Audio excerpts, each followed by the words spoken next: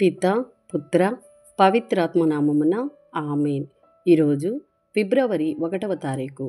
Mark సువార్త 4వ అధ్యాయము 35వ వచనము నుండి 41వ వచనం వరకు. ఆ దినము సాయం సమయమున మనము సరస్సు దాటి ఆవలి తీరమునకు పోవుదం రండు అని యేసు శిష్యులతో చెప్పాను.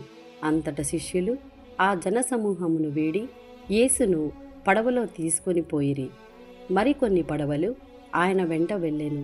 అప్పుడు పెద్ద తుఫాను చెలరేగెను. అలలు పెద్ద ఎత్తున లేచి పడవను చిందరవందర చేయిచు దానిని ముంచివేయునట్లుండెను.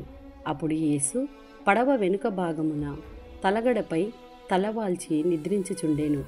శిష్యులు అప్పుడు ఆయనను నిద్రలేపి, గురువా, తమకు ఏమాత్రము విచారము లేనట్లున్నది, మేము చనిపోవుచున్నాము అనిరి.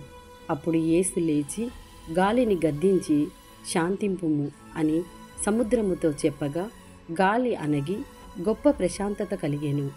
మీరెందుకు ఇంతగా భయపడితిరి? మీకు ఇంకనూ విశ్వాసము లేదా అని వారిని మందలించెను.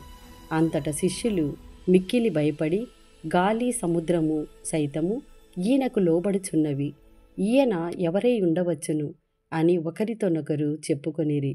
ఇది ప్రభుని వాక్కు. సర్వేశ్వరునికి వందనములు.